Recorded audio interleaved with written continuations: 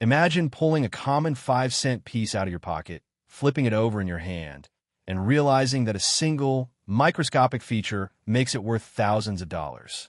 Most people wouldn't look twice at a 1980 Jefferson nickel. After all, hundreds of millions of them were minted, and they pass through our hands every day, unnoticed, unappreciated, and spent on ordinary things. But tonight, we are diving into the hidden world of numismatic anomalies, where a seemingly plain piece of metal carrying the face of Thomas Jefferson contains a secret that has collectors furiously hunting through their spare change. What if the ordinary coin resting at the bottom of your cup holder isn't ordinary at all?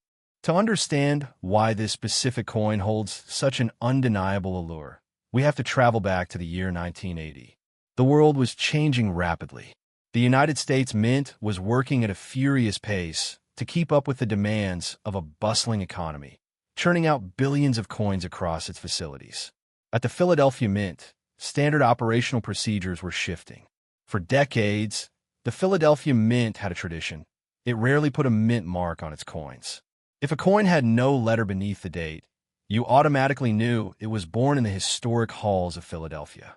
But in 1980, everything changed.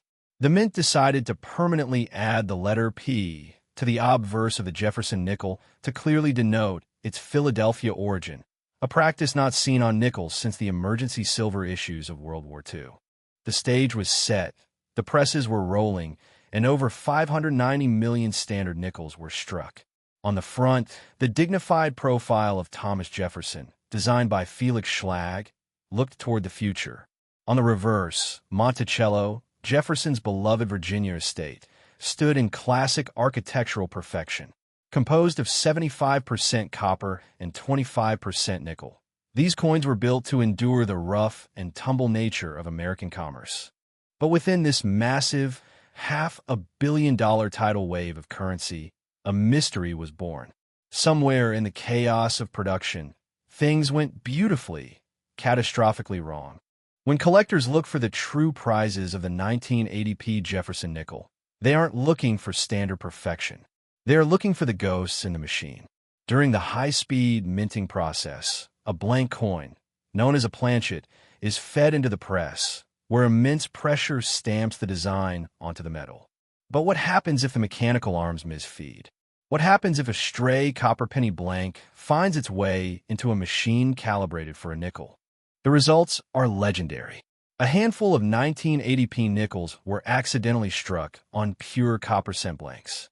When this happens, the coin emerges with a striking, fiery red hue, completely underweight, with the outer edges of Jefferson's profile sliced off because a penny blank is much smaller than a nickel.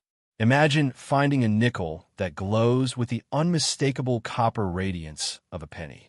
These extreme metallurgical anomalies are incredibly scarce, hiding out there in old jars, estate sales, or forgotten coin rolls, waiting for someone with a sharp eye to claim a massive auction premium. But the mystery doesn't stop with wrong metal planchets. There is another holy grail that coin hunters obsess over, the legendary full steps variant. If you look at the reverse of any Jefferson nickel, you will see the grand staircase leading up to Monticello. In the world of coin manufacturing, getting a perfect strike on those steps is notoriously difficult. Because of the way the metal flows under pressure, the details on the stairs are almost always blurry, weak, or completely smooth. If you find a 1980p nickel where all 5 or 6 steps are completely distinct, sharp, and uninterrupted by scratches or die damage, you have struck numismatic gold. While a regular, circulated 1980 nickel is only worth its face value of 5 cents, a certified, high-grade specimen boasting those elusive full steps can command thousands of dollars at major heritage auctions. Think about the journey a coin like this takes. It survives the heavy machinery of the United States Mint, escapes the watchful eyes of quality control inspectors, and gets packed into a heavy canvas bag. From there, it travels in an armored car across the country, gets unrolled at a bank, and passes through the hands of thousands of everyday citizens. It pays for a newspaper in 1980. It sits in a child's piggy bank through the 90s. It gets dropped in a vending machine in the 2000s.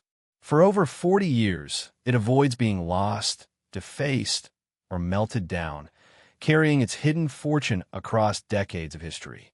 How many times have you looked at the change in your hand and just seen a pocket full of metal? The truth is the line between ordinary pocket change and a life-changing historical treasure is incredibly thin. It all comes down to awareness. The collectors who locate these rarities aren't just lucky. They know exactly what to look for. They understand that a slight misalignment of the die, an off-center strike, a missing letter, or a pristine set of stairs on a historical building can elevate a common nickel into a high-stakes treasure hunt. Every single day, valuable pieces of history are spent on trivial things because someone didn't take 2 seconds to flip the coin over and inspect the details. The 1980p Jefferson Nickel is a profound reminder that history isn't just buried deep underground in ancient ruins or locked away in heavily guarded museum vaults. Sometimes, history is resting quietly in the palm of your hand, disguised as an everyday object, waiting for the right moment to be discovered.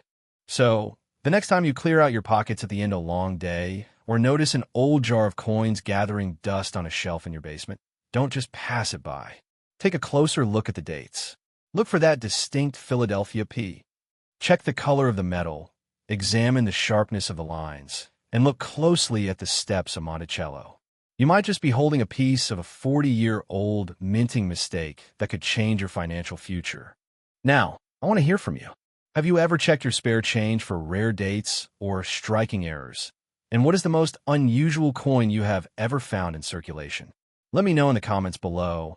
And if you love uncovering the hidden mysteries of history and the incredible world of treasure hunting, make sure to hit that subscribe button and turn on notifications so you never miss our next deep dive into the past.